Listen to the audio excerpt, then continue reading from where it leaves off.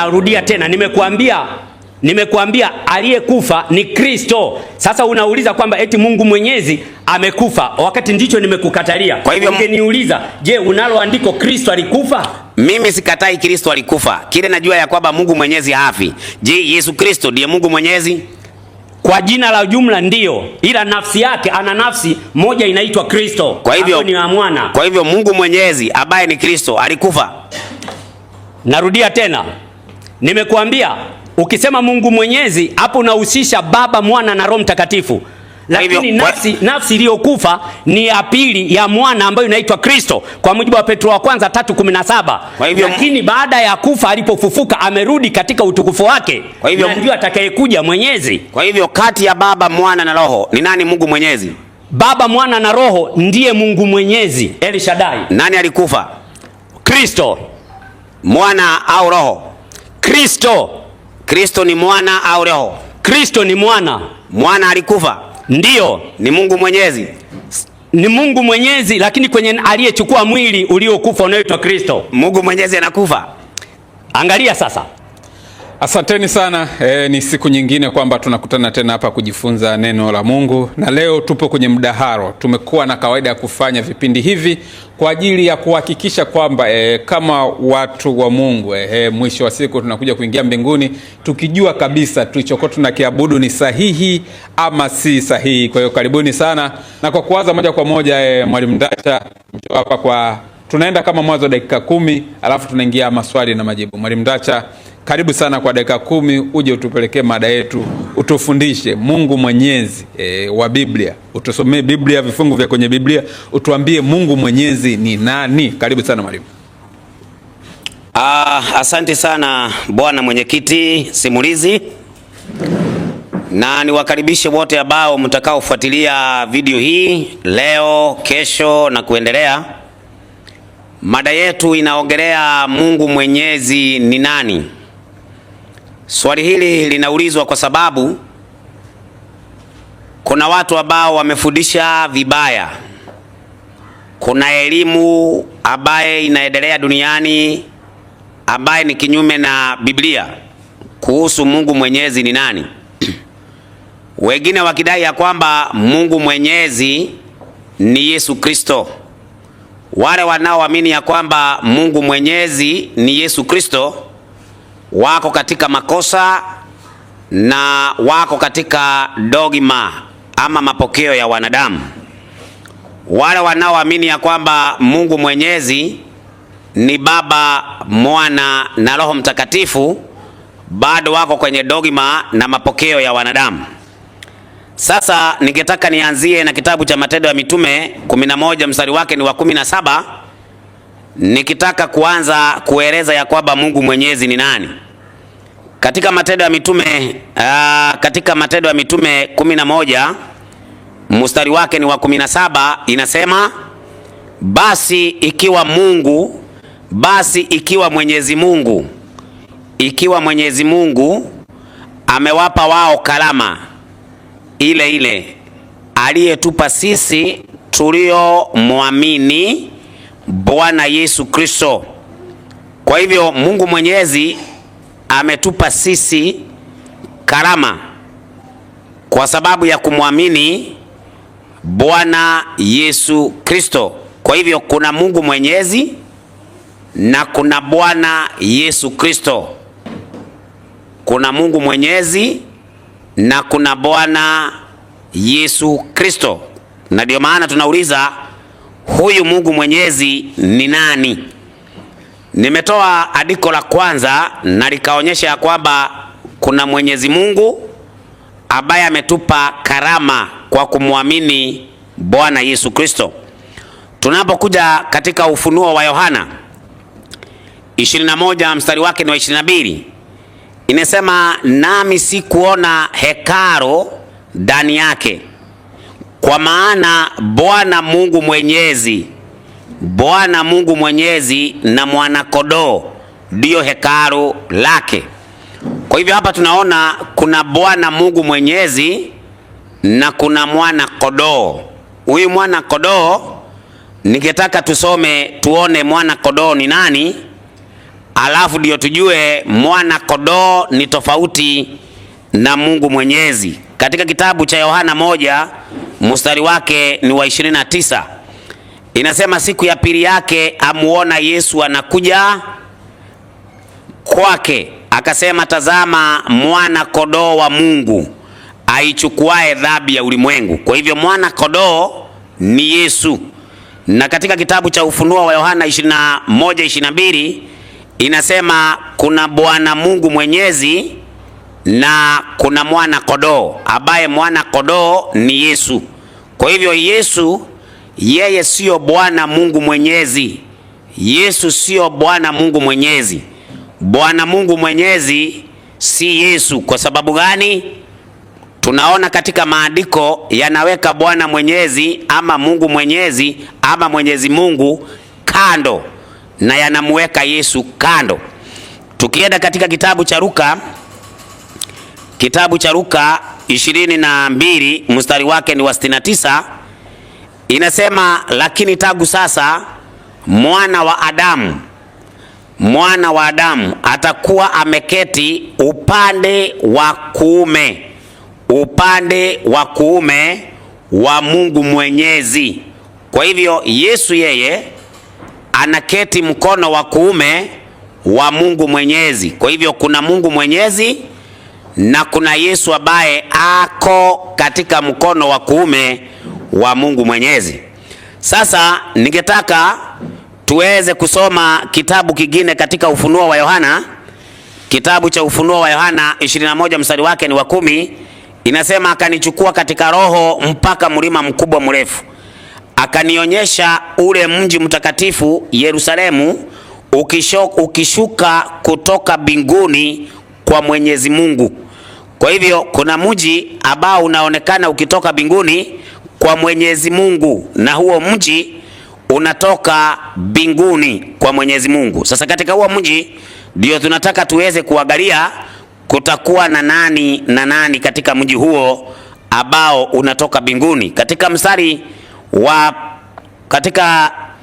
Ufunuo wa Yohana 22 mstari wake ni wa 2, inasema, katikati ya njia kuu yake na upande huu ule mto uliokuwemo mti wa uzima uzao matunda aina 12 wenye kutoa matunda yake kila mwezi, na majani ya mti huo ni ya kuwaponya mataifa.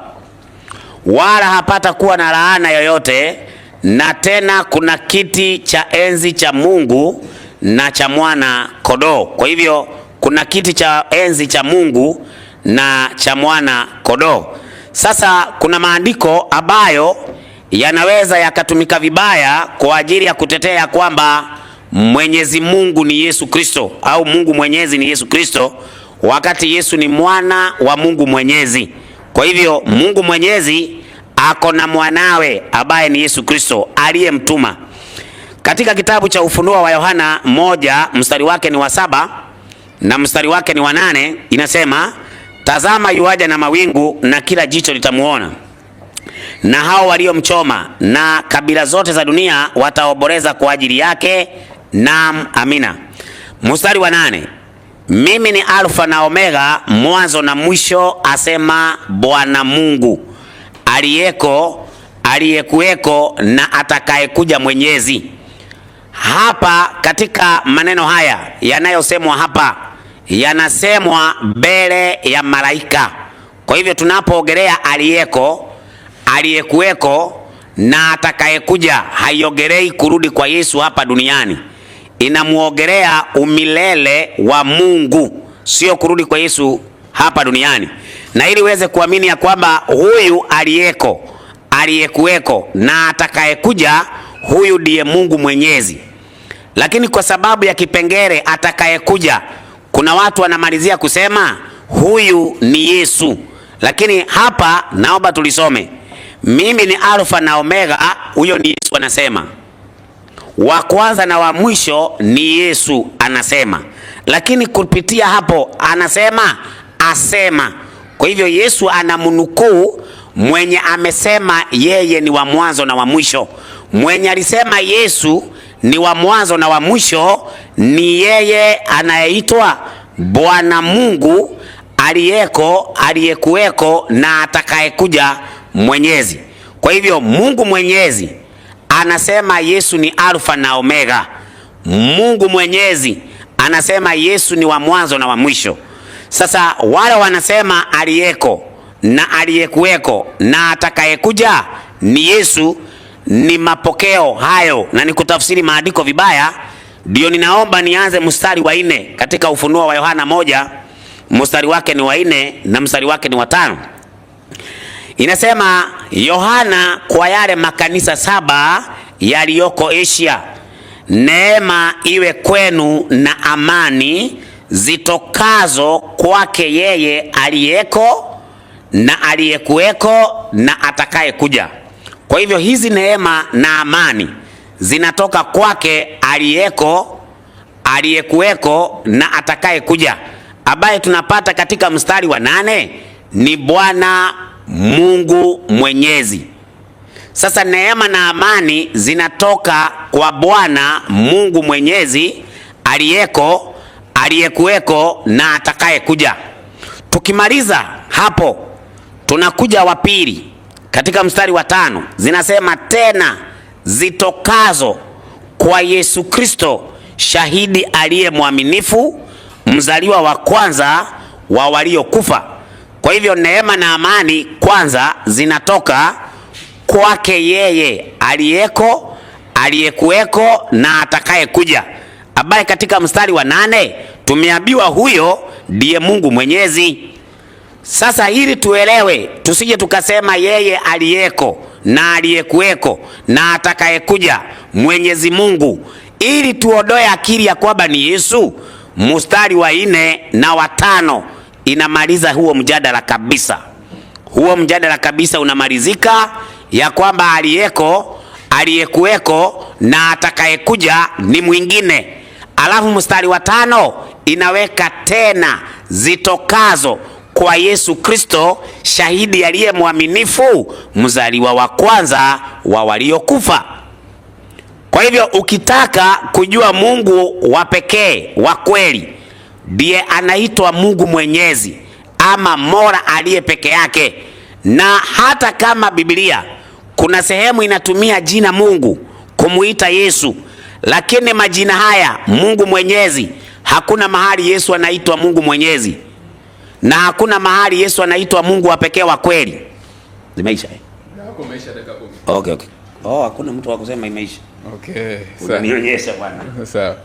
Okay, na kushukuru sana Mwalimu Ndacha kwa dakika 10. Mwalimu Mwankema, karibu sana nawe kwa dakika 10. Uje tuambie Mungu Mwenyezi wa Biblia ni nani? Mwenyezi Mungu wa Biblia ni nani? Karibu sana. Asante. Mungu Mwenyezi wa Biblia ni nani? Mungu Mwenyezi wa Biblia ni Yesu Kristo. Mungu Mwenyezi wa Biblia ni Yesu Kristo. Darasa hili inaonekana wana kawaida ya kucheka tu, lakini hawazingatii hoja. Ninasoma kitabu cha Ufunuo wa Yohana ile sura ya 1. Nitasoma mstari wa 7 na wa 8, alafu nitakuja kusoma hiyo 4 na 5. Tuanzie 4 na 5. Kwa nini nimesema hayo? Anasema, Yohana kwa yale makanisa 7 yaliyoko Asia, neema na iwe kwenu na amani zitokazo kwake yeye aliyeko na aliyekuwako na atakayekuja, na zitokazo kwa roho 7 walioko mbele ya kiti cha enzi, walioko mbele ya kiti chake cha enzi, tena zitokazo kwa Yesu Kristo, shahidi aliye mwaminifu, mzaliwa wa kwanza wa waliokufa na mkuu wa wafalme wa dunia, yeye atupendaye na kutuosha dhambi zetu katika damu yake. Huyu ambaye anasemwa katika mstari wa 4 kwamba neema na iwe kwenu na amani zitokazo kwako yeye aliyekuweko na aliyekuweko na atakayekuja. Alafu anasema tena zitokazo kwa roho 7 walioko mbele ya kiti chake cha enzi. Huyu anayetajiwa hapa ni nani? Huyu anayetajiwa hapa ni Baba. Kwa sababu utakapoenda kusoma katika ile Ufunuo wa Yohana sura ya 5 ule mstari wa 8 unaona kuna habari ya mwana anapewa kitabu apate kukifungua kitabu ili azifungue zile muhuri, kwa sababu mbinguni na duniani hakuna aliyeweza kufungua hiyo. Hakuna. Sasa tunakwenda ule mstari wa 7. Anasema tazama yuaja na mawingu, na kila jicho litamwona, na hao waliomchoma, na kabila zote za dunia wataomboleza kwa ajili yake. Naam, amina. Mimi ni Alfa na Omega, mwanzo na mwisho, asema Bwana Mungu aliyeko na aliyekuweko na atakayekuja, Mwenyezi. Katika Kiebrania Mwenyezi, Mungu Mwenyezi ndio anaitwa El Shaddai. Ukisikia watu wanasema El Shaddai, ujue wanamsema Mungu Mwenyezi. Je, ni nani huyu? Tuko bado kwenye kitabu cha Ufunuo wa Yohana, ninakwenda ile sura ya 22, ninasoma mstari wa 12 na wa 13. Ni nani huyu? Anasema tazama naja upesi, na ujira wangu pamoja nami kumlipa kila mtu kama kazi yake ilivyo. Mimi ni Alfa na Omega, mwanzo na mwisho, wa kwanza na wa mwisho. Hapa anasema tazama naja upesi kumlipa kila mtu. Anayesema maneno haya ni Yesu. Yesu ndio anayesema hapa, wala sio Baba wala sio Roho Mtakatifu. Ni Yesu hapa. Kwa hiyo aliyeko, aliyekuweko, atakayekuja Mwenyezi ni Yesu. Kwa uhakika gani? Twende mstari wa 16. Mimi Yesu nimemtuma malaika wangu kuwashuhudia ninyi mambo hayo katika makanisa. Kwa hiyo aliyekuwa anasema kwenye Ufunuo 1:7 na 8 na Ufunuo 22:12 mpaka 13, ambaye ndiyo aliyekuweko, aliyeko na atakayekuja Mwenyezi, anajisema kabisa mstari wa 16, mimi Yesu nimemtuma malaika wangu. Na baada ya hapo ukienda mstari wa 17 anasema na Roho. Hapa manake Roho Mtakatifu sasa. Na Roho na bibi harusi wasema njoo. Kwa hiyo Roho hatakuja. Atakayekuja ni huyu Yesu ambaye anajisema hapa, ambaye anasema tazama naja upesi, shika sana ulicho nacho.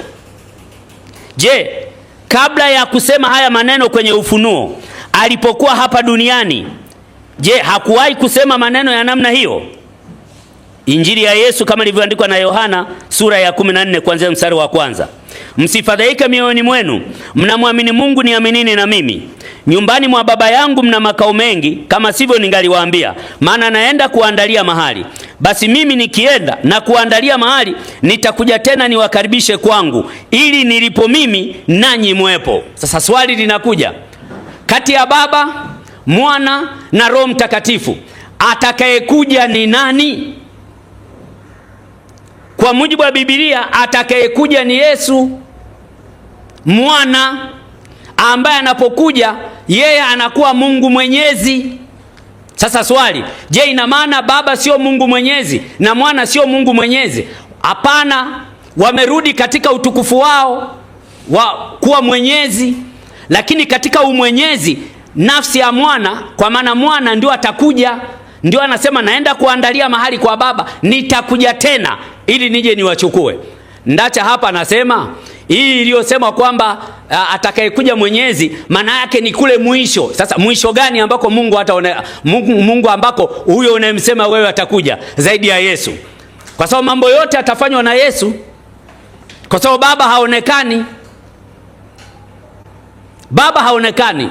Kwa anayetajiwa hapa kwamba Mungu Mwenyezi ni Yesu. Na kwa nini nimesema maneno hayo? Ni kwa sababu baadhi yenu nyinyi, hasa nikimlenga Mwalimu Ndacha na kundi lako, badala ya kuwafundisha watu unabii ili wamtegemee Yesu kwa kuangalia yale yanayotokea Israeli, wewe Mwalimu Ndacha na kundi lako mnawatazamisha watu yale yanayotokea Marekani na kwa papa. Alafu watu wa concentrate habari ya papa ambayo wala sio ya kweli na ya Marekani, mkaacha huku ambako Yesu anasema naja. Na ninarekebisha mawazo hayo ya Mwalimu Ndacha ambayo hayako sahihi. Atakayekuja ni Yesu Kristo ambaye ndiye Mungu Mwenyezi. Sasa alisoma hapa Luka 22:69 kwamba ameketi upande wa kuume wa Mungu. Upande wa kuume wa Mungu, wapendwa, ni nguvu. Ndivyo inavyosema katika Marko ile sura ya 14 mstari wa 62. Anasema tangu sasa mtamuona mwana wa Adamu ameketi mkono wa kuume wa nguvu. Kumbe mkono wa kuume wa nguvu maana yake ni mkono wa kuume, maana yake ni nguvu. Haimaanishi kwamba ni physical body. Haimaanishi hivyo. Haya. Kwa hiyo kwenye kitabu cha Ufunuo wa Yohana unaposoma sasa ile mistari ambayo huyu alikuwa ameijengea hoja ya 4 na 5 kwamba Yohana kwa yale makanisa 7 yaliyoko Asia, neema na iwe kwenu na amani zitokazo kwake yeye aliyeko na aliyekuwako na atakayekuja, na zitokazo kwa roho 7 walioko mbele ya kiti chake cha enzi. Mpaka hapa hajatajwa kama ni Baba wala ni Mwana, hajatajwa. Pamesema tu kwake yeye basi. Alafu mstari wa 5, tena zitokazo kwa Yesu Kristo shahidi aliye mwaminifu. Yaani hapa maana yake ni mkusanyiko wa ule uungu wote, lakini katika mpangilio wake jinsi walivyotimiza kuhusu mpango wa wokovu. Na katika hiyo sasa ndio anasema, tazama yuaja na mawingu na kila jicho litamwona, na hao waliomchoma na kabila zote za dunia wataomboleza kwa ajili yake. Aliyechomwa ni mwana ambaye anaitwa Yesu, ambaye ndio atakayekuja. Anaitwa Mwenyezi baada ya kujirudishia utukufu wake. Maana alijivua utukufu kwa mujibu wa Filipi 2:6-7.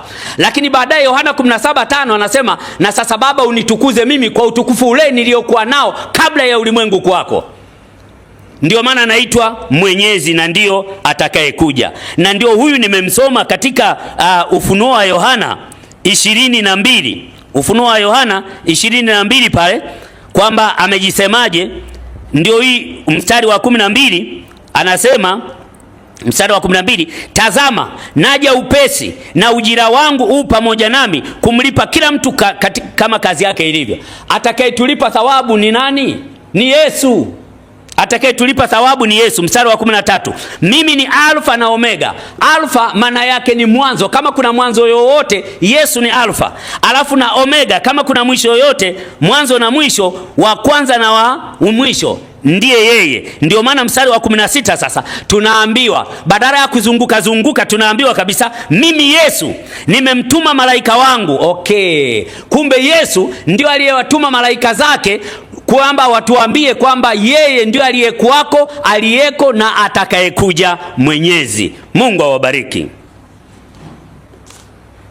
Asante sana Dr. Mwankemwa, lakini nafikiri haina haja ya kwenda mbali kwa sababu ndio tumeshafika ule muda wetu.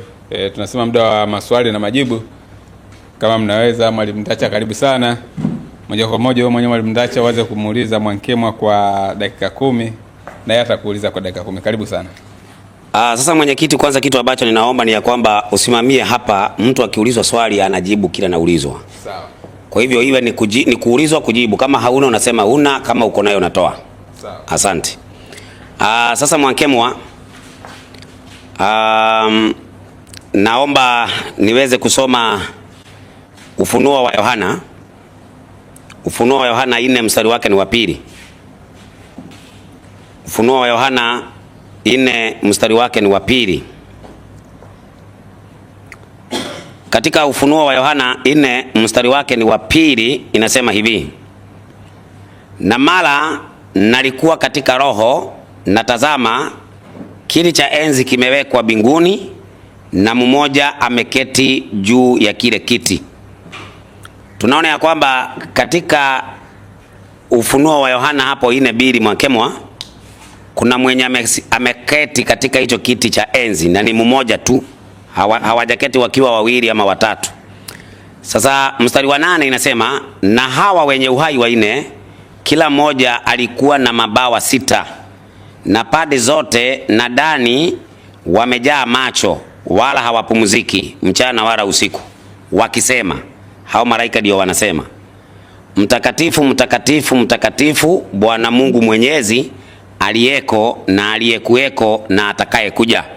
Sasa swali kwako, umefundisha kwamba huyu Mungu Mwenyezi ni Yesu. Ni sawa, ni Yesu amekalia kwenye hicho kiti cha enzi? Kwenye ayo uliyosoma hapo hayahusiani na hiki nilichosoma. Hapo inahusiana na kukabidhiana kitabu cha hukumu. Mimi nimeuliza swali, nimesoma mstari wa pili. Kuna mmoja ameketi kwenye kiti cha enzi. Huyu ameketi kwenye kiti cha enzi ndiye anaitwa aliyeko, aliyekuweko na atakaye kuja Mwenyezi. Huyo ni Yesu. Rudia kusoma. Inasema hivi, mchana wala usiku wakisema mtakatifu mtakatifu Bwana Mungu Mwenyezi, aliyeko na aliyekuweko na atakaye kuja. Kwa hivyo katika mstari wa 8, Bwana Mwankemwa, Mungu Mwenyezi hapa ni aliyeko na aliyekuweko na atakaye kuja, sawa? Ndio. Na ni yeye peke yake amekalia kwenye hicho kiti cha enzi.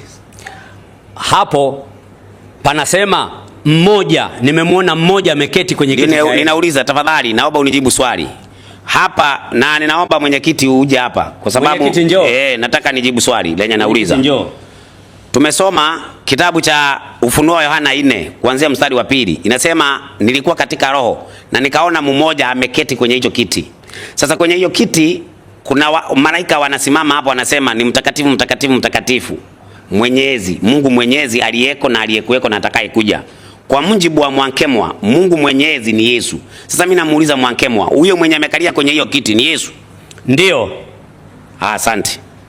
Haya, ninakuja mstari wa Ufunuo wa Yohana 5. Kisha nikaona katika mkono wake wa kuume wake yeye aliyeketi juu ya kile kiti cha enzi kitabu kilichoandikwa ndani na nyuma, kimetiwa muhuri 7. Sasa huyu mwenye amekalia kwenye kiti cha enzi ana kitabu ameshika. Nikaona malaika mwenye nguvu akihubiri kwa sauti kuu, ni nani astahilie kukifungua kitabu na kuzivuja muhuri zake? Haya, mstari wa 6. Nikaona katikati ya kile kiti cha enzi na wale wenye uhai 4, na katikati ya wale wazee mwana-kondoo amesimama. Alikuwa kana kwamba amechinjwa, mwenye pembe 7 na macho 7, ambazo ni roho 7 za Mungu zilizotumwa katika dunia yote. Akaja akakitoa kile kitabu katika mkono wa kuume wake yeye aliyeketi juu ya kile kiti cha enzi. Sasa Mwankemwa, tunaona hapa kuna mwingine mwana-kondoo ambaye anakuja anafungua kitabu chake yeye aliyeketi kwenye kiti cha enzi. Huyu ameketi kwenye kiti cha enzi umetuambia ni Yesu. Huyu mwana-kondoo ambaye anaenda kufungua hicho kitabu ni nani? Ni Yesu. Haya basi, tunatoka hapo. Haya, tunaingia katika swali lingine. Katika Yohana 17 mstari wake ni 3. Na uzima wa milele ndio huu, wakujue wewe Mungu wa pekee wa kweli na Yesu Kristo uliyemtuma. Tunaona Mungu wa pekee wa kweli ndiye Mungu Mwenyezi ambaye alimtuma Yesu. Huyo Mungu Mwenyezi aliyemtuma Yesu ni nani? Andiko hilo lisoma halisemi Mungu wa pekee wa kweli, Mungu Mwenyezi. Andiko hilo halisemi hivyo. Inasema hivi, na uzima wa milele ndio huu, wakujue wewe Mungu wa pekee wa kweli na Yesu Kristo uliyemtuma. Hapo Mungu Mwenyezi haipo. Rudia swali lako. Kwa hivyo huyu Mungu Mwenyezi sio yule Mungu wa pekee wa kweli? Kwenye Mungu Mwenyezi ukitaka nako nitakujibu. Ndio maana basi. Haya, kwa hivyo unataka mahali kuna Mungu Mwenyezi, sawa Haya, tunarudi Ufunuo wa Yohana 5. Ufunuo 1 mstari wake ni 4. Inasema, Yohana kwa yale makanisa 7 yaliyoko Asia, neema na iwe kwenu na amani zitokazo kwake yeye aliyeko na aliyekuweko na atakaye kuja. Huyo ni nani? Ni Yesu. Haya, mstari wa 5. Tena zitokazo kwa Yesu Kristo shahidi aliye mwaminifu. Kwa hivyo hizo neema zinatoka kwanza kwake aliyeko na aliyekuweko na atakaye kuja, tena zinatoka kwake Yesu Kristo shahidi aliye mwaminifu. Kuna Yesu wangapi? Mmoja. Na katika mstari wa 4 aliyeko na aliyekuweko ni nani? Yesu. Na mstari wa 5 tena zitokazo kwa Yesu Kristo ni nani? Ni Yesu. Na roho 7? Roho 7 pale ni roho zilizokwenda kwenye makanisa, ni roho 7 za Mungu. Kwa hivyo ina maana ya kwamba inasema hivi, Yohana kwa yale makanisa 7 yaliyoko Asia, neema na iwe kwenu na amani zitokazo kwake yeye aliyeko, aliyekuweko na atakaye kuja, na zitokazo kwa roho 7, tena zitokazo kwa Yesu Kristo. Kwa hivyo hii neema na amani zinatoka kwanza kwa aliyeko na aliyekuja, sawa? Ndio pamesema tu kwa zitokazo kwa aliyeko na atakaye kuja basi, lakini hajatajwa nani. Kidogo tu, ni sawa tu. Bora imeandikwa ya kwamba zitokazo kwake yeye aliyeko na aliyekuja, si ndio? Twende sawa. Alafu zitokazo kwa roho 7, anasema kwa roho 7, na zitokazo kwa alafu tena zitokazo kwa Yesu Kristo, shahidi aliye mwaminifu. Kwa hivyo wametajwa wangapi hapo? Wametajwa wangapi katika nini? Unataka idadi kwa majina? Neema na amani zitokazo kwake yeye aliyeko, sio ni wa kwanza? Huyo yeye unamjua ni nani? Kabla tujaenda kwanza niambie, aliyeko na aliyekuweko sio ni wa kwanza?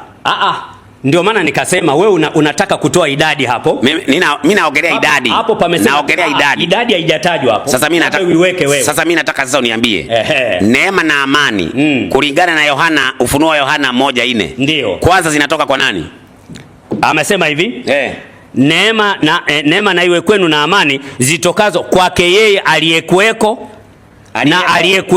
na atakaye kuja. Alafu usinitoka kwa nani? Alafu anasema na zitokazo kwa roho 7 walioko mbele ya kiti cha enzi. Tena zitokazo wapi? Alafu tena zitokazo kwa Yesu Kristo, shahidi aliye mwaminifu. Kwa hivyo neema na amani kwanza zinatoka kwake aliyekuweko na aliyeko na atakayekuja, ambaye wewe humjui. Kidogo tutakuja tu bado. Mimi nauliza hapo.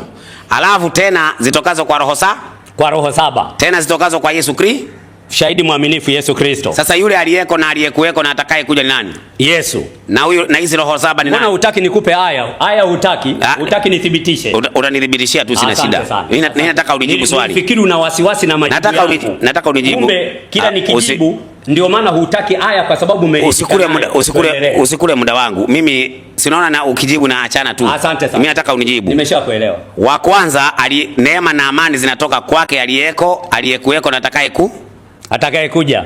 Zitokazo kwa roho 7 na kwa Yesu Kristo shahidi mwaminifu. Kwa hivyo wa kwanza ni Yesu. Pale hajatajwa jina Yesu wala nani. Haya, kwa hivyo huyu aliyeko na aliyekuweko ni Mungu Mwenyezi. Kwenye aya hiyo uliyoisoma haipo. Yaani wewe mwangia wewe. Asante sana. Haya tunaenda. Haya swali la 3. Haya tunaenda katika Luka 22 mstari wake ni wa 69. Inasema hivi: lakini tangu sasa mwana wa Adamu atakuwa ameketi upande wa kuume wa Mungu Mwenyezi. Huyu Mungu Mwenyezi ni nani? Ni Yesu. Haya, na huyu mwana wa Adamu ni Yesu. Kwa hivyo Yesu anakaa upande wa kuume wake mwenyewe, kwa sababu Marko 14:60 anasema huo mkono wa kuume ni nguvu. Kwa hivyo Mungu Mwenyezi ni nguvu. Ndio. Mkono wa kuume. Nauliza sinasema hapa, imesema hivi. Nasema mkono wa kuume. Kidogo mimi nauliza hapa. Naomba nisome andiko hili kwanza, sikiliza. Maana hili ni andiko nasoma. Soma. Inasema lakini tangu sasa mwana wa Adamu atakuwa ameketi upande wa kuume wa Mungu Mwenyezi. Huyu mwana wa Adamu ni nani? Ni Yesu. Atakuwa ameketi mkono wa kuume wa Mungu Mwenyezi. Huyu Mungu Mwenyezi ni nani? Mungu Mwenyezi ni Mungu Mwenyezi, si Yesu. Ukitaka jina lake ni Yesu. Mungu Mwenyezi ni sifa yake, jina lake Yesu. Na mwana wa Adamu jina lake ukitaka ni yeye ni mwana wa Adamu. Ukitaka jina lake Yesu. Kwa hivyo Yesu ameketi mkono wa kuume wake mwenyewe wa Mungu Mwenyezi. Mimi ninafurahi mnavyocheka. Ninafurahi sana. Haya, sasa ninaomba niende katika Ufunuo wa Yohana 21:22. Asante. Ufunuo wa Yohana 21:22. Nami sikuona hekalu ndani yake, kwa maana Bwana Mungu Mwenyezi na mwana kondoo ndio hekalu lake. Huyu Bwana Mungu Mwenyezi ni nani? Ni Yesu. Na mwana kondoo ni Yesu. Kwa hivyo kuna Yesu wangapi? Mmoja. Yes. Kweli hii ni patashika. kuchanika. Umeamua. Sana, muda wenu umeisha. Asante. Ndio, bado tupo pamoja hapa, na sisi kama Wakristo wote hapa tumewekwa na Yesu. Kwa hiyo tunaendelea. Mwalimu Mwankemwa, ni muda wako na wewe kuuliza maswali kwa Mwalimu Ndacha kwa dakika 10. Majibu yake tafadhali Mwalimu Ndacha, siwe ni Yesu peke yake, moja kwa moja. Sawa. Asante sana. Asante sana. Mwalimu Ndacha, nilisoma hapa Ufunuo wa Yohana sura 22 mstari wa 13. Anasema shika sana ulicho nacho, naja upesi kumlipa kila mtu kwa kadri ya matendo yake. Huyu anayesema naja upesi, shika sana ulicho nacho, ni nani? Ni Yesu anasema hivyo, anakuja. Asante sana. Nashukuru. Ulisoma Ufunuo 21:22 kwamba nami sikuona hekalu ndani yake, kwa maana ya Mungu na mwanakondoo ndio hekalu. Kwa mujibu wa Yohana 2:19, Yesu amejiita kwamba yeye ni hekalu, na akasema livunjeni hekalu hili nami nitalijenga kwa siku 3. Kwa hiyo unakubaliana kwamba Yesu ndiyo hekalu? Andiko lenye umesoma ni kitabu cha Ufunuo 21:22 ama? Ndio Ufunuo 21:22 ambalo umetoa wewe, ukasema anasema nami sikuona hekalu ndani yake, kwa maana Mungu na mwana kondoo ndio hekalu. Sawa? Naomba nisome andiko kwanza. Soma.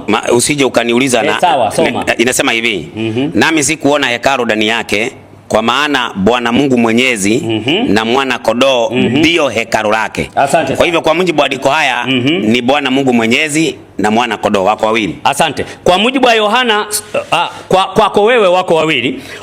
Ni andiko si mimi. Sawa. Kwa mujibu wa Yohana 2:19, Yesu akajibu akawaambia, livunjeni hekalu hili nami katika siku 3 nitalijenga. Kwa hiyo unakubali kwamba Yesu ni hekalu? Ndiyo, hata mimi ni hekalu. Yesu ni hekalu? Sikatai, ni hekalu ndio. Asante sana. Wapendwa, ndio maana kila alipokuwa nauliza nilikuwa namjibu Yesu, Yesu, Yesu. Ndicho nilichokuwa na maanisha. Kwa mujibu wa Ufunuo 22:16 inasema hivi, mimi Yesu nimemtuma malaika wangu kuwashuhudia ninyi mambo hayo katika makanisa. Mimi ndimi nilie ile nyota yenye kung'aa, shina la Daudi. Unakubali kwamba Yesu ndio aliyemtuma hata huyo malaika? Ndiyo, mimi andiko nimesema ya kwamba mimi Yesu nimemtuma malaika wangu, lakini andiko bado linamalizia. Linasema hivi katika 22 mstari wa 16. Unajua tusiongeze kitu. Inasema mimi Yesu nimemtuma malaika wangu kuwashuhudia nyinyi mambo hayo katika makanisa. Mimi ndimi nilie china na mzao wa Daudi. Hajasema mimi ni Mungu Mwenyezi. Mimi nilikuwa nataka tutafute Yesu ambaye anatuma malaika. Malaika hawatumwi na binadamu. Malaika wanatumwa na Mungu Mwenyezi. Nilitaka tu tuone kwenye ile Ufunuo 22:13 ambapo pamesema naja upesi, na ambaye ni Mungu Mwenyezi, mimi ni Alfa na Omega. Umekubali kwamba ni Yesu. Asante. Ninakuja kwenye Ufunuo 4:8. Anasema nikasikia sauti kisema, mtakatifu, mtakatifu, mtakatifu. Naomba uwafundishe watu. Mtakatifu ya kwanza inamhusu nani? Mtakatifu ya pili inamhusu nani? Na mtakatifu ya tatu inamhusu nani? Katika kitabu cha Ufunuo wa Yohana 4 mstari wake ni wa 8, inaogelea mmoja peke yake, haiogelei watatu. Ninaomba niweze kusoma. 4 mstari wake ni wa 8. Inasema hivi, na hawa wenye uhai wa 4 kila mmoja alikuwa na mabawa 6 na pande zote na ndani wamejaa macho, wala hawapumziki mchana wala usiku, wakisema mtakatifu, mtakatifu Bwana Mungu Mwenyezi, aliyeko na aliyekuweko na atakaye kuja. Kwa hivyo zinamuogelea Mungu Mwenyezi ambaye amekalia kwenye kiti cha enzi. Asante. Hiyo mtakatifu, mtakatifu, mtakatifu ulioisoma kwenye Ufunuo wa Yohana 4:8, je, katika Isaya iko au haiko mtakatifu, mtakatifu, mtakatifu? Ipo. Asante sana. Sasa hiyo mtakatifu, mtakatifu, mtakatifu kama ziko kwa Isaya na kwenye kitabu cha Ufunuo, je, unajua kwamba mtakatifu moja inamhusu Yesu akiwa mwana? Kulingana na wewe nafikiri ni maelezo yako, lakini katika andiko hili Bwana Mwankemwa, tukisoma katika kitabu cha Ufunuo wa Yohana 4 mstari wa 2, nasema na mara nilikuwa katika roho, na tazama kiti cha enzi kimewekwa mbinguni, na mmoja ameketi juu ya kile kiti. Huyo mmoja ameketi kwenye kiti cha enzi ndiye anaitwa Mungu Mwenyezi. Ni peke yake, si Yesu, bali ni Mungu Mwenyezi amekaa. Asante. Naomba nisome Yohana ile sura Yohana sura ya 12, nitasoma ule mstari wa 40, alafu nikuulize swali kuhusiana na hiyo mtakatifu, mtakatifu, mtakatifu. Injili ya Yesu kama ilivyoandikwa na Yohana sura ya 12. Nitasoma mstari wa nataka nisome pale mstari nasoma mstari wa ninaanza wa 38 mpaka 41, ili litimie lile neno la nabii Isaya alilolisema, Bwana, ni nani aliyesadiki habari zetu, na mkono wa Bwana umefunuliwa nani? Ndio sababu wao hawakuweza kusadiki, kwa maana Isaya alisema tena, amewapofusha macho, ameifanya mizito mioyo yao, wasije wakaona kwa macho yao, wakafahamu kwa mioyo yao, wakaongoka nikawaponya. 41, maneno hayo aliyasema Isaya kwa kuwa aliuona utukufu wake, akataja habari zake. Walakini hata katika wakuu waliokuwamo wengi waliomwamini, lakini kwa sababu ya Mafarisayo hawakumkiri, wasije wakatengwa na sinagogi. Na kuuliza swali, kumbe nabii Isaya kwenye ule utukufu wa kusema mtakatifu mtakatifu mtakatifu, aliuona utukufu wake huyu Yesu hapa akiwa mwana. Ndio maana zikatajwa zile mtakatifu mtakatifu tatu. Unajua kwamba mtakatifu moja katika zile tatu ilimuhusu Yesu kwa mujibu wa Biblia. Ushahidi kama huo kwa Biblia hakuna mwankemwa. Kitu ambacho iko ni ya kwamba Isaya ametoa unabii mwingi kuhusu Yesu, lakini mahali ambapo Isaya anasema mtakatifu mtakatifu mtakatifu, hakuna ushahidi alikuwa anasema habari za Yesu au nafsi tatu. Hapa tunasoma kwenye Yohana 12 panasema hivi, maneno hayo aliyasema Isaya kwa kuwa aliuona utukufu wake, akataja habari zake. Walakini hata katika wakuu waliokuwepo wengi waliomwamini, lakini kwa sababu ya Mafarisayo hawakumwamini. Kwa hiyo manake Isaya katika ile Isaya 6 alivyokuwa anasema mtakatifu mtakatifu mtakatifu, kumbe mtakatifu moja ni ya mwana, ameuona utukufu wake. Alafu wewe unasema hakuna Biblia ilitofundisha. Kwa hiyo maandiko haya ya Yohana 12 yanamhusu yupi huyu aliyekataliwa na Mafarisayo? Katika kitabu cha Yohana ambacho umesoma unakitumia vibaya mwankemo, hakihusiani na hayo maneno ya Isaya mtakatifu mtakatifu. Maneno yanahusiana ni haya: wamepofusha macho, ameyafanya mizito mioyo yao, wasije wakaona kwa macho yao, wakafahamu kwa mioyo yao, wakaogoka nikawaponya. Hayo ndio maneno yanahusiana na mstari wa 40. Maneno haya aliyasema Isaya kwa kuwa aliona utukufu wake, akataja habari zake. Haihusiani, maneno haya hayahusiani na mtakatifu mtakatifu mtakatifu. Iko hivi, kwenye Isaya palisema mtakatifu mtakatifu mtakatifu, na nimeanzia hapa mstari wa 39. Anasema ili litimie lile neno la nabii Isaya 38. Ili litimie neno la nabii Isaya alilolisema, Bwana, ni nani aliyesadiki habari zetu, na mkono wa Bwana umefunuliwa nani? Hii ni Isaya 53. Alafu anasema ndio sababu wao hawakuweza kusadiki, kwa maana Isaya alisema tena. Hapa ni kwenye Isaya 6:8. Sasa Isaya 6:9 anasema hivi, amewapofusha macho, ameifanya mizito mioyo yao, wasije wakaona kwa macho yao, wakafahamu kwa mioyo yao, wakaongoka nikawaponya. Maneno hayo aliyasema Isaya kwa kuwa aliuona utukufu wake, akataja habari zake. Walakini hata katika wakuu waliokuwemo wengi waliomwamini, lakini kwa sababu ya Mafarisayo hawakumkiri, wasije wakatengwa na masinagogi.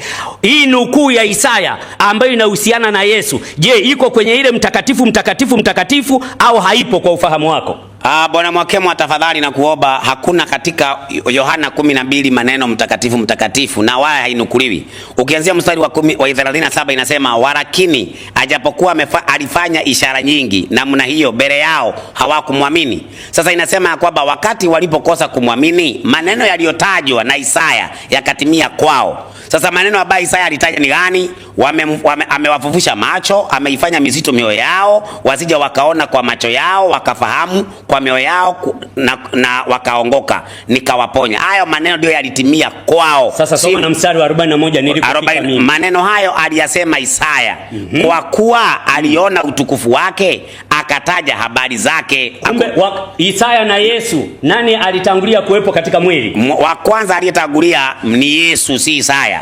Katika mwili aliyetangulia kuwepo ni nani? Isaya ametangulia. Kwa hiyo Isaya ameuona utukufu wa nani? Aliona utukufu wa Yesu. Asante sana. Ndio, lakini katika utukufu wa Yesu kwenye ile Isaya, je, hakuna neno mtakatifu mtakatifu mtakatifu? Katika Yohana 12 ambayo umeisoma haina uhusiano na mtakatifu mtakatifu mtakatifu. Ni maneno mengine tofauti, wacha kuongeza. Sasa ile ya mtakatifu mtakatifu mtakatifu ilimhusu nani kwa ufahamu wako? Biblia ishajibu ya kwamba inamhusu Mungu Mwenyezi ambaye ameketi kwenye kiti cha enzi. Ambaye atakayekuja ni nani sasa? Sasa hapo haiongelei habari ya kurudi kwa Yesu mara ya pili, kwa sababu inaongea na malaika. Kwa malaika ndio wanasema atakayekuja, kwani walikuwa nakuja kwa malaika tena? Kati ya huyo unayemsema wewe na huyu Yesu aliyeahidi kwamba nitakuja kuwachukua tena, na kwamba mimi ni Alfa na Omega, ni Mungu yupi ambaye anatakiwa aje kwa ajili ya kuja kuwalipa watu thawabu? Yesu ashaeleza ya kwamba katika Yohana 16 mstari wa 27 anasema yeye atakuja na utukufu wa baba yake pamoja naye. Kwa hivyo mwenye tunamgoja ni Yesu, na Yesu akija anakuja na utukufu wa baba yake. Kwa hiyo Mungu Mwenyezi ni nani? Katika Biblia inasema ya kwamba Yesu ameketi mkono wa kuume wa Mungu Mwenyezi. Kwa hivyo Yesu sio Mungu Mwenyezi, Yesu ako mkono wa kuume wa Mungu Mwenyezi. Sawa, na washukuruni sana. Nawashukuru sana kwa dakika 10 hizo. Tena tunarudi kwa maswali na majibu. Tuhamie tena kwa Mwalimu Ndacha. Akiuliza tutakuja kwa Mwalimu Daniel, tutamaliza, tutaanza kuchukua maswali ya wengine. Karibu sana Mwalimu Ndacha. Mimi nataka kuuliza Bwana Mwakemwa, Mungu Mwenyezi anakufa? Akichukua Kristo anakufa. Nauliza, Mungu Mwenyezi anakufa? Narudia, akichukua nafasi ya Kristo anakufa.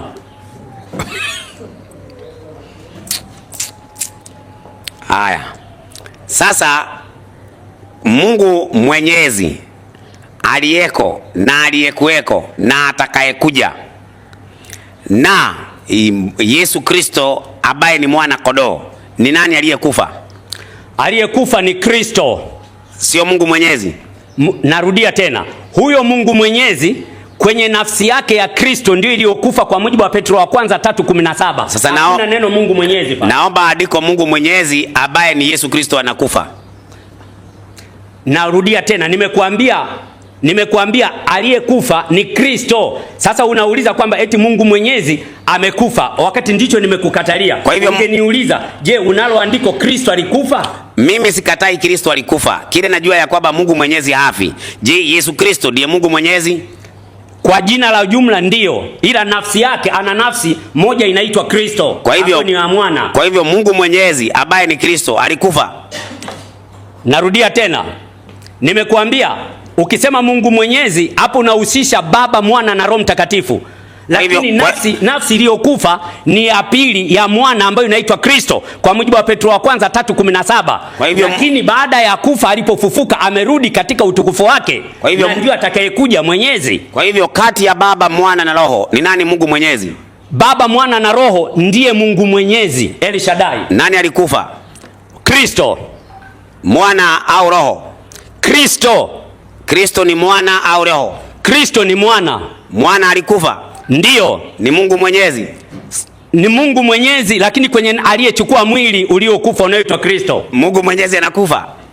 Angalia sasa, narudia tena, usijifanye uelewi ninachojibu. Nimekwambia unaposema Mungu Mwenyezi, yani ni sawasawa kwenye familia yenu wenye kina Gatiba wote mfe, lakini wewe yani wote wawe hai, lakini wewe kwa sababu fulani inatokea kwamba wewe umekufa. Ndio kinachosababisha hapo, lakini haimaanishi kwamba wewe sio Gatiba. Kwa hivyo mimi katika ule uungu ndio pale ambapo tunasema Kristo alikufa. Sasa swali, je, huyu Kristo sio Mungu? Ungekuwa unauliza hiyo swali kwamba hivi Kristo sio Mungu? Mimi nibebe vitabu hapa nikuthibitishie Kristo ni Mungu. Hapa tunaongelea habari za Mungu Mwenyezi. Asante sana. Sasa mimi nikauliza, Mungu Mwenyezi anakufa? Narudia tena, ukisema Mungu Mwenyezi anakufa, kwa sababu ukishasema Mungu Mwenyezi kuna Baba, Mwana na Roho Mtakatifu. Sawa. Sasa aliyekufa ni Mungu Mwenyezi au ni mwana? Aliyekufa ni mwana. Kwa hivyo Mungu Mwenyezi hakufa. Ndacha mimi naomba unijibu swali. Wewe unasema hivi, ungesema hivi. Katika hiyo uliyosema Mungu Mwenyezi kuna Baba, Mwana na Roho Mtakatifu. Katika hiyo Baba, Mwana na Roho Mtakatifu, katika Mungu Mwenyezi aliyekufa ni nani? Mbona nimesha kujibu na maandiko. Kwani Mungu Mwenyezi ni wangapi? Mungu Mwenyezi ni jina au ni sifa kuu ya Mungu. Nauliza, Mungu Mwenyezi ni wangapi? Ni mmoja, ambaye ndani yake kuna Baba, Mwana na Roho Mtakatifu. Kwa hivyo Mungu Mwenyezi ni wengi? Ni mmoja. Ndani yake kuna wangapi? Kuna Baba, Mwana na Roho Mtakatifu, nafsi hizo. Baba ni mwana? Baba sio mwana. Roho ni mwana? Sio mwana. Lakini wote ni Mungu Mwenyezi. Katika katika ile jina kubwa ni Mungu Mwenyezi, lakini kila mmoja akiwa na jukumu lake. Kwa hivyo Baba, ndio maana atakayekuja, hata wewe hapa mpaka tunataka kwenda kumaliza, hutatoa aya kwamba Baba ndio atakayekuja ili awe Mungu Mwenyezi. Lakini maandiko yanasema Mwana ndio atakayekuja ambaye ndiye Mungu Mwenyezi. Aya, Biblia inasema ya kwamba katika Timotheo wa kwanza 6 mstari wa 16. 6 mstari wake ni wa 16, inasema hivi: ambaye yeye peke yake hapatikani na mauti, amekaa katika nuru isiyoweza kukaribiwa, wala hakuna mwanadamu aliyemuona. Naongelea hapa kwenye kipengele Mungu Mwenyezi. Kuna mwanadamu amewahi muona? Mungu Mwenyezi hajaonekana. Yesu amewahi onekana? Baada ya kuchukua mwili alionekana na umbo kama mwanadamu. Na Mungu Mwenyezi hajawahi kuonekana kwa sababu yuko katika roho. Lakini Yesu hajawahi. Yesu hajawahi kufanya nini sasa? Yesu hajawahi kuonekana. Alipochukua mwili akaonekana. Kwa hivyo Yesu alionekana. Yohana 1:14, baada ya kuchukua mwili. Kwa hivyo nasi naye neno alifanyika mwili akakaa kwetu, nasi tukauona utukufu wake, utukufu kama wa mwana pekee atokaye kwa Baba, amejaa neema na kweli. Lakini Mungu Mwenyezi hajawahi kuonekana kwa sababu amekaa katika utukufu wake. Na ndio maana nafsi ya Kristo ilibidi ije ili kuja kumfunua Mungu, ili Mungu aitwe Emanueli. Haya. Sasa tunarudi katika Ufunuo 1 mstari wake ni wa 5. Hapo sasa ndio tunakaa hapo tumalize. Katika mstari wa 5, tena zitokazo kwa Yesu Kristo, shahidi aliye mwaminifu, mzaliwa wa kwanza wa waliokufa, na mkuu wa wafalme wa dunia yote, atupendaye na kutuosha dhambi zetu katika damu yake, na kutufanya kuwa wafalme na makuhani kwa Mungu, naye ni baba yake. Swali sasa, inasemekana ya kwamba huyu Yesu shahidi aliye mwaminifu ametuleta kwa Mungu ambaye ni baba yake. Kwa hivyo Yesu, Mungu Mwenyezi ni baba. Hapo unaongeza Mungu Mwenyezi. Soma kilichosoma hapo. Si tumeanzia mstari wa 4. Anzia mstari wa 4. Mstari wa 4 anasema hivi. Anasemaje? Yohana, hapa tuwe tunasoma wote ili uone ninachokuambia. Haya basi tunasoma wote. Yohana kwa yale makanisa 7 yaliyoko Asia. Neema na iwe kwenu na amani zitokazo kwake yeye aliyeko na aliyekuweko na atakaye kuja na zitokazo kwa roho 7 walioko mbele ya kiti chake cha enzi. Kiti cha Mungu Mwenyezi iko hapa. Kidogo tu. Sema haipo kwanza. Kidogo. Hapa kwani huyu mwali hapa haipo. Kidogo Mwankemo tafadhali. Hapa kidogo. Si wewe ni msomi bwana. Kuna ongea nani? Tukifika hapa Mwankemo hapa inasema hivi kidogo tu. Najua unisikilize. Kuna watu wanatufuatilia. Wacha tunaongea na wewe. Usiseme wacha, nataka hivi. Wacha watu watakachosema watu wanatakiwa watenganishe kwamba neno limesema nini, alafu hili nililoongeza kutoka mdomoni ni lipi. Mwankemo. Asante. Mstari wa 8 anasema aliyeko, aliyekuweko na atakaye kuja. Ni Mwenyezi ama si Mwenyezi? Ni Mwenyezi. Kwa hivyo aliyeko na aliyekuweko ukiona mahali ni Mwenyezi. Turudi mstari wa 4. Yohana kwa yale makanisa 7 yaliyoko Asia. Neema na iwe kwenu na amani zitokazo kwake yeye aliyeko na aliyekuweko na atakaye kuja. Ukiona aliyeko, aliyekuweko na atakaye kuja ni mwenye.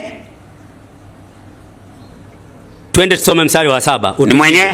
Soma mstari wa 7 sasa utujibu. Sitaki mimi nijibu kwa akili zangu. Sasa Mwankemo wewe. Soma mstari wa 7 sasa, si umeniuliza swali na acha. Wewe unanisumbua akili. Sikusumbui. Sikiliza kwanza. Unajua mimi soma Ufunuo wa Yohana 1:7 ili tujue kuanzia 4 muktadha unamhusu nani. Twende mstari wa 7. Mimi nilikuwa nataka tusome alafu tuteremke. Sasa ili tuteremke hapo hapajasemwa chochote. Tuendelee kuteremka. Haya, sasa tuende basi. Haya, Yohana kwa yale makanisa 7 yaliyoko Asia. Neema na iwe kwenu na amani zitokazo kwake yeye aliyeko, aliyekuweko na atakaye kuja, na zitokazo kwa roho 7 walioko mbele ya kile kiti cha enzi.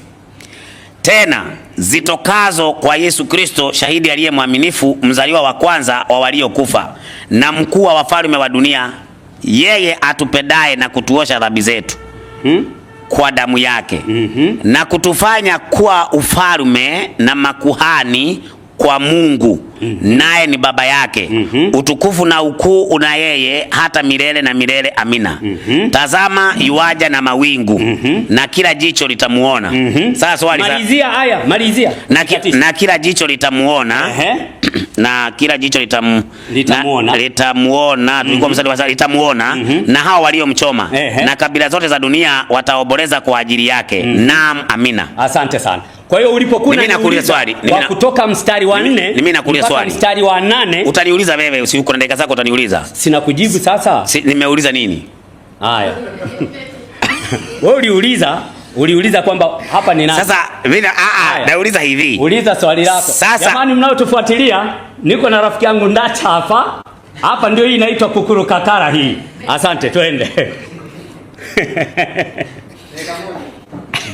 Sasa hapa inasema hivi, hapa mstari wa 6, na kutufanya kuwa ufalme na mkuu na makuhani kwa Mungu aliye naye ni baba yake, si ndio?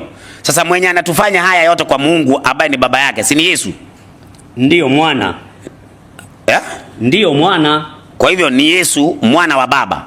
Ndiyo. Haya, alafu ndiye atakayekuja. Ndiyo. Kwa hivyo atakayekuja ni mwana wa nani? Atakayekuja ni mwana wa baba ambaye katika Mungu Mwenyezi ni Mungu Mwenyezi, kwa sababu ndio aliyechomwa. Ndio maana nikataka umalizie somo wewe ulitaka kuikata. Kwamba huyu anayekuja, kwamba tazama yuaja na mawingu na kila jicho lichamuona na hao waliomchoma wataomboloza mbele zake. Kwa hivyo subiri sasa, aliyechomwa ni mwana, sio baba. Kulingana na andiko hili inasema tena zitokazo kwa Yesu Kristo shahidi aliye mwaminifu, mzaliwa wa kwanza waliokufa. Ndio. Huyo ndiye ndio atakayekuja ambaye ndiye Mungu Mwenyezi. Sawa, mimi nashukuru sana kwa dakika hizo 10. Nataka sasa Mwalimu Mwankema na wewe umuulize Mwalimu Ndacha kwa dakika 10 zingine. Hii itakuwa ndio mnamalizia, alafu tutawapa dakika 30 za watu ambao watauliza hapa na wengine watauliza mtandaoni. Tutakuwa tumemaliza kipindi chetu. Asante sana Mwalimu Ndacha. Katika Ufunuo sura ya 1 mstari wa 7 mpaka wa 8 anasema, tazama yuaja na mawingu na kila jicho litamuona na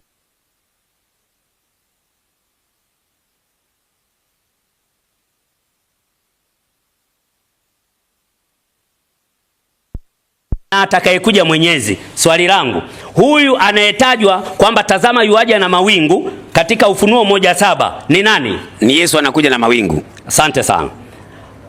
Huyu anayetajwa kwenye Ufunuo 1:8 anayesema mimi ni Alfa na Omega, mwanzo na mwisho, asema Bwana Mungu aliyeko na atakayekuja Mwenyezi ni nani? Yesu ndiye anasema ya kwamba Mungu Mwenyezi anasema yeye ni Alfa na Omega, mwanzo na mwisho. Kwa hiyo atakayekuja ni nani? Yesu ndiye anayekuja, ambaye ndio Mungu Mwenyezi. Hapana. Naomba tusome. Tusome andiko. Ufunuo 22. Rudi hapo. Kuna swali nitaka kukuuliza. Unataka turudi pale? Sasa tugeta. Ngoja. Asante. Ufunuo wa Yohana 1:8. Anasema hivi, twende. Mimi ni Alfa na Omega, mwanzo na mwisho, asema Bwana Mungu aliyekuweko na atakayekuja. Sasa ni nani huyu? Sasa kulingana mimi hapa Mwankemwa. Kulingana na wewe. Naomba unisikilize sasa. Uone kama ina make sense, Asante. Mimi ni Alfa na Omega, Yesu ndiye anasema. Mwanzo na mwisho, Yesu anasema. Lakini anasema mwenye anasema hayo maneno, asema Bwana Mungu aliyekuweko na atakayekuja. Kwa hivyo yule anayesema Yesu ni Alfa na Omega, mwanzo na mwisho, ni Bwana Mungu aliyekuweko na atakayekuja. Ndio maana katika kitabu hicho cha Ufunuo 1:1 inasema ufunuo wa Yesu Kristo aliopewa na Mungu. Kwa hivyo Mungu Yesu Kristo akampa nani? Kwa hivyo akampa malaika. Asante. Kwa hivyo sasa tusomee Ufunuo 22:16 ili tuende tumalize hapo. Ufunuo wa Yohana 22:16 kwamba tujue kwamba aliyekuwa anaongea hapo kwamba malaika aliyekuwa anamsema ni Mungu Mwenyezi ni nani. Naomba nisomee mwenyewe hapa, hii hapa. Soma mwenyewe. 16 Mimi Yesu nimemtuma malaika kuwashuhudia ninyi mambo hayo katika makanisa. Mimi ndimi niliye shina la uzao wa Daudi, aliye nyota yenye kung'aa ya asubuhi. Kwa hiyo Yesu ndio amemtuma malaika, si ndio? Ndio. Asante. Amemtuma malaika ili malaika aje tuambie kwamba yupo atakayekuja ambaye ni Mungu Mwenyezi, si ndio? Andiko alijasema hivyo. Hapo unaongeza. Kutoka kule tulikotoka sasa. Inasema hivi. Katika kitabu cha inasema hivi. Hii hapa Ufunuo tulikuwa tunasoma Ufunuo wa Yohana. Tumeenda mbali. Tunaweza fungua kaa na hii hapo alafu tufungue nyingine hapo. Fungua hapo nyingine. Nifungue Fungua Ufunuo wa Yohana 1:7 na 8. Sasa Mwankemwa, Ufunuo 1:7 na 8, zamu yangu hapa lazima anasema hivi, tutaelewana tu na hapa lazima tuelewane kabisa, hapa tutaelewana tu hapa. Anasema hivi, tuanzie 7. Tazama yuaja na mawingu na kila jicho litamwona, na naam, amina. Tumesema huyu ni Yesu. Sawa, huyo ni Yesu anarudi. Asante. Tuko 8. Mimi ni Alfa na Omega, mwanzo na mwisho, asema Bwana Mungu aliyeko na aliyekuwako na atakayekuja mwenyezi. Huyu ni nani? Yesu ndiye anasema Bwana Mungu mwenyezi aliyeko na aliyekuweko, anasema Yesu ni Alfa na Omega. Aha. Haya, Ufunuo 22 mstari wa 12 mpaka wa 13. Tazama naja upesi, na ujira wangu u pamoja nami kumlipa kila mtu kama kazi yake ilivyo. Mimi ni Alfa na Omega, mwanzo na mwisho, wa kwanza na wa mwisho. Huyu ni nani anayesema hapa? Huyu ni Yesu anasema. Aha. Kwa hiyo huyu atakayekuja ambaye amesemwa hapa kwenye Ufunuo 1:8 atakayekuja, kumbe tunakubaliana ni Yesu. Sawa? Mimi sijakataa tangu mwanzo ya kwamba Yesu ndiye atakayekuja, ambaye ndiye Mungu mwenyezi. Hayo ndio unalazimisha, lakini Yesu anasema kidogo tu Mwankemwa. Yesu anasema mimi ni Alfa na Omega, mwanzo na mwisho. Anasema Bwana Mungu mwenyezi. Kwa hivyo Bwana Mungu mwenyezi anasema Yesu ni Alfa na Omega. Ndio nikakwambia hivi, katika Ufunuo wa Yohana 1:1 inasema ufunuo wa Yesu Kristo aliyopewa na Mungu. Sasa atakayekuja ni nani? Ndacha tusaidie. Mimi sikatai ni Yesu atakuja. Yesu yupi sasa? Yesu yupi atakayekuja? Hakuna Yesu wawili, Yesu ni mmoja. Mimi kama Yesu ni mmoja, kwa hiyo maana yake ndio huyo mwenyezi atakayekuja, kwa sababu angekuepo mwingine. Haiogerei ila kusema aliyekuweko na atakayekuja. Kidogo tu, aliyekuweko na atakayekuja. Hapa wanaongea na malaika. Malaika hakuna wakati ati Yesu alikuwa ameenda akakuja kwao tena. Sasa ile kitu ambayo iko hapa inaongelea umilele wa Mungu mwenyezi. Sasa ile kitu ambaye mimi na wewe tunafaa kuelewana na wewe hapa ni ya kwamba huyu Mungu mwenyezi aliyeko na aliyekuweko ni nani? Kwa sababu Yesu anamnukuu. Sasa Yesu anamnukuu, anasema mimi ni Alfa na Omega, mwanzo na mwisho. Asema yule ambaye anasema maneno hayo, Yesu anatuambia ni Mungu mwenyezi, na huyo Mungu mwenyezi ni aliyeko na aliyekuwa na atakayekuja. Na sasa wewe ukisema huyu Mungu mwenyezi aliyeko na aliyekuweko na atakayekuja, mstari wa 5 unakataa. Iko hivi, Ndacha, nimekuuliza kwamba atakayekuja ni nani? Sasa kama unaongea, kwa sababu atakayekuja mwenyezi hii hapa, mimi ni Alfa na Omega mwanzo. Ufunuo 12 hii naja upesi. Ama ni gani? Ile ya Ufunuo 1:8. 8 ndio hii hapa. Hii ni Ufunuo 22. Naitaka ya 8 ndio hii. Naitaka Ufunuo 1:8. Ndio hii hapa. Anasema hivi, mimi ni Alfa na Omega, mwanzo na mwisho, asema Bwana Mungu aliyeko, aliyekuweko na atakayekuja mwenyezi. Wakati kwenye Ufunuo 22:16 maandiko yanasema mimi Yesu nimemtuma malaika wangu kuwajulisha ninyi mambo hayo katika makanisa. Na wakati katika ni Yesu katika Yohana 14:6, Yohana 14:1 na 2 aliyesema kwamba ninapaa kwenda, nitaenda kuandalia mahali, alafu nitakuja. Ndio maana nikakuuliza, kwa mujibu wa maandiko haya atakayekuja anayebeba sifa ya mwenyezi ni nani? Kwanza kitu ya kwanza ungejibu tu kwanza ni nani, alafu ndio utoe maelezo. Mimi unaniuliza hivi, atakayekuja, Yesu anaposema naja, unaona naja upesi, sawa? Lakini inapokuja aliyeko, aliyekuweko na atakayekuja, hapo si Yesu brother, kwa sababu kidogo. Ndacha, sikiliza, naomba sikiliza rafiki yangu. Si Yesu, nimekujibu. Haya, ni nani? Ni Mungu Baba. Wapi andiko limesema ni Mungu Baba? Haya, tuanzie mstari wa na wapi ambapo Mungu Baba aliwahi kuahidi kwamba nitakuja? Tuanzie mstari wa kwanza. Tunaanzia mstari wa kwanza. Ndio hapa. Tunasoma. Haya, nisomee Ufunuo wa nani? Ufunuo wa Yesu Kristo aliopewa na Mungu. Kwa hivyo kidogo hapo. Sasa hii ufunuo ni wa nani? Amesema ufunuo wa Yesu Kristo aliopewa na nani? Aliopewa na Mungu. Kwa hivyo kuna Mungu ambaye amempea Yesu nini? Hapa anasema kuna Mungu ambaye amempa Yesu Kristo ufunuo. Ndio. Kwa hivyo Yesu anapoongea anamnukuu vile Mungu mwenyezi amesema. Basi. Kwa hivyo Yesu sio Mungu mwenyezi. Ndicho hicho sasa nikakwambia, ili tujue kwamba Yesu sio Mungu mwenyezi, iko ahadi ya Mungu mwenyezi kuja, kwamba tazama anakuja. Sasa nikataka kujua kati ya huyo wewe unayemsema na mimi huyu ambaye nimemthibitisha kwamba ni Yesu, huyo unayemsema wewe, wapi aliwahi kuahidi kwamba angekuja kama alivyoahidi Yesu? Yes, sasa Yesu anapoahidi anasema naja upesi, anawaambia watu, lakini hii aliyekuweko na atakayekuja. Tusome Ufunuo 4 mstari wake ni wa 8. Uone kama ni watu wanaambia hapa. Inasema hivi, na wale wenye uhai wa 4 na kila mmoja alikuwa na mabawa 6 na pande zote, na ndani wamejaa macho, wala hawapumziki mchana wala usiku, wakisema mtakatifu, mtakatifu, Bwana Mungu Mwenyezi, aliyeko na aliyekuweko na atakaye kuja. Sasa nikuulize, hawa wenye uhai wanne wako wapi? Hapa ni maono ya mbinguni haya. Wako wapi hapa? Wanasemea hii maneno wakiwa wapi?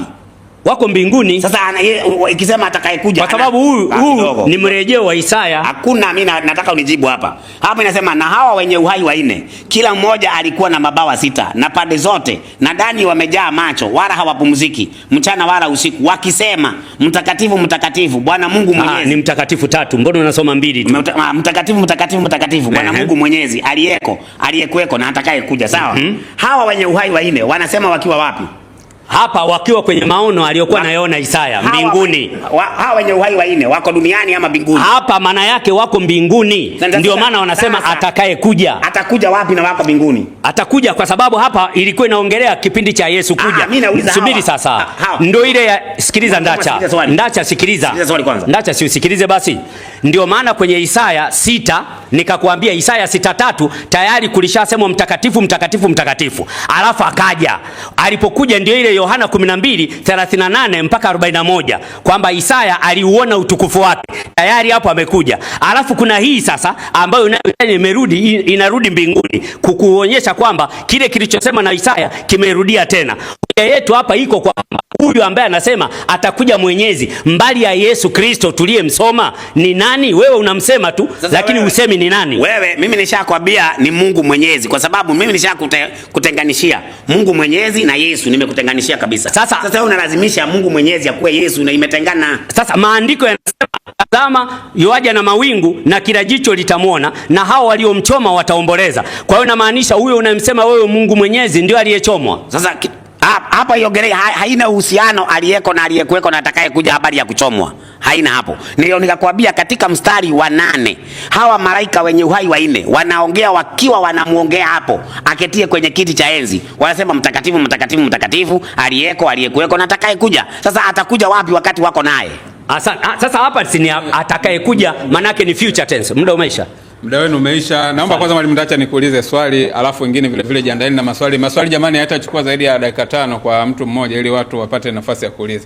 Mwalimu Ndacha, Mwalimu Mwankemwa wakati akielezea kwamba akiulizwa baba ni nani anasema Yesu, Roho Mtakatifu ni nani ni Yesu, mwana ni nani ni Yesu. Umekuwa ukishangani kama unaonyesha kwamba hiki kitu hakipo sahihi. Lakini mimi nataka nikusomee maandiko hapa ambayo unaona kabisa hapa Mwalimu Mwankemwa anachoongea ni kitu sahihi kabisa. Baba ni Yesu, mwana ni Yesu na Roho Mtakatifu ni Yesu. Kwanza Yesu lenyewe jina tumelipata wapi?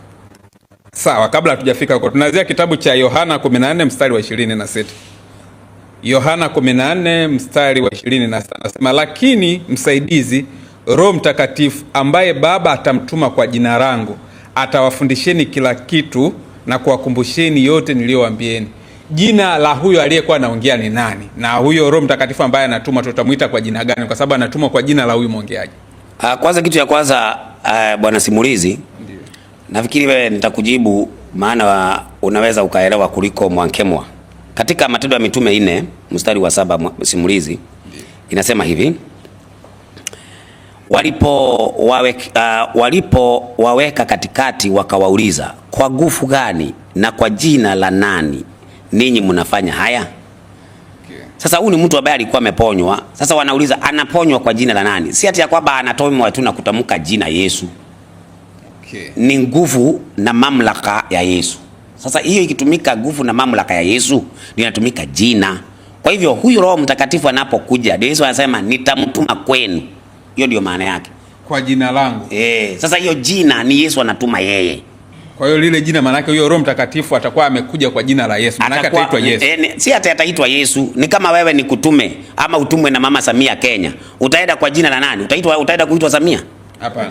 Alafu sawa, Yohana tena hapo Yohana 17:11 anasema, wala mimi simo tena ulimwenguni, lakini hawa wamo ulimwenguni, nami naja kwako Baba Mtakatifu kwa jina lako ulilonipa. Kwa jina lako ulilonipa. Kwa hiyo huyu anayeongea ana jina lakini amepewa. Hilo jina alilopewa ni nani? Na hilo jina tusemeni ni la nani? Ndio nikakwambia hivi, hata Musa wakati anapotumwa kwa Farao, anaambiwa wewe nitakufanya Elohimu kwa Farao. Musa hakuenda kuitwa ati Yehova huko kwa Farao, lakini alikuwa na nguvu na uwezo mwingi, sawa, ambaye amepewa. Sasa Yesu anasema nimepewa mamlaka yote duniani na mbinguni. Sasa hiyo uwezo na mamlaka ambazo Yesu wako nazo, ndizo anasema kwa jina lako ulilonipa, si name ile ya kutaja. Manake jina lilopewa Yesu ni nani? Kwa sababu anasema kwa jina lako ulilonipa. Jina lilopewa ni nani? Ndio nikakwambia hapa, ndio hili nilikuwa nimemjibu Mwankemwa. Katika Waibrania 1 mstari wake ni wa 4. Inasema hivi, amefanyika bora kupita malaika kwa kadiri jina alilolithi ndilo tukufu kuliko lao. Kwa hivyo Yesu ana jina ambalo amerithi. Si jina Yesu amerithi, hapana. Ukikonya mstari wa 8 inasema lakini kwa habari za mwana asema kiti chako cha enzi Mungu, ili ndilo jina Yesu anarithi. Sawa, sasa mimi narudi kwenye Mathayo 1:21 ambapo tunatajiwa kabisa jina hilo ambalo amepewa Yesu. Yesu sana anasema jina lile lilonipa amepewa, anasema naye atamzaa mwana. Malaika anaongea na Yosefu kwamba naye atamzaa mwana, ni Mathayo 1:21. Naye atamzaa mwana nawe utamwita jina Yesu. Maana yake hili ni jina limetoka mbinguni, apewe huyo mtoto. Hilo ni la kwake, si ati ya kwamba amerithi la mwingine, ni la kwake. Sasa wewe ni ukizaliwa na mama yako, si alikuita simulizi? Ndio. Ama kama ile jina aliitwa. Sasa wewe jina lenye umerithi la baba yako ni lilo simulizi, ama ni baba yako ana jina lake? Lile la baba. Na sasa utasemaje wewe umerithi jina la baba yako wakati wewe ukizaliwa ulipewa jina? Sasa Yesu alipopewa, alizaliwa alipewa jina lake. Ndio unaona katika kitabu cha Isaya 30 mstari wa 4 inasema jina lake aliyeumba na jina la mwanawe. Kwa hivyo mwana na jina lake na baba na jina lake. Sawa, kwani huyu Yesu kuitwa Yesu ameanzia akiwa ulimwenguni au kabla hata hajazaliwa na Mariam alikuwa anaitwa Yesu? Wakati amezaliwa na Mariamu ndio anapewa hilo jina Yesu. Natea Yesu kwa maana katika Waibrania hakuna jina Yesu. Alikuwa anaitwa Yashua, lakini baba yake anaitwa Yawe. Kwamba kabla ya hapo, kabla hajazaliwa na Mariam, yeye aliitwa nani? Kabla hajazaliwa na Mariamu, mimi naona katika kitabu cha Wakorintho wa pili nafikiri 10 mstari wa 4 anaitwa Kristo. Maana anasema alikuwa na mwamba ambao uliowafuata na mwamba ule ulikuwa ni Kristo, ama jina Masihi alikuwa anaitwa huko nyuma. Okay. Lakini jina Yesu limekuja kutumika tu, na si Yesu ninasema Yashua ndio lilikuwa linatumika, ndio limekuja likaletwa likakuja Yesu. Sasa Yesu ni jina lake, mwana wa Mungu, lakini amerithi jina la baba yake, unaona Lakini tukikuja katika ile lugha, ile jina ya linarudi kwa Yahwe. Sawa Shua anaokoa. Kwa hivyo Yesu anaitwa mwokozi. Sasa wakati anapokuja katika kitabu cha Waibrania amerithi jina, ili jina Mungu ndio Yesu amerithi ambalo linafaa kutumika na baba yake. Sawa sawa. Sawa sawa, basi tunaendelea sasa, tunaingia kipindi cha maswali na majibu. Sihitaji kuclarify chochote hapa, maana nimetuhumiwa. Okay, tunaingia muda wa maswali na majibu.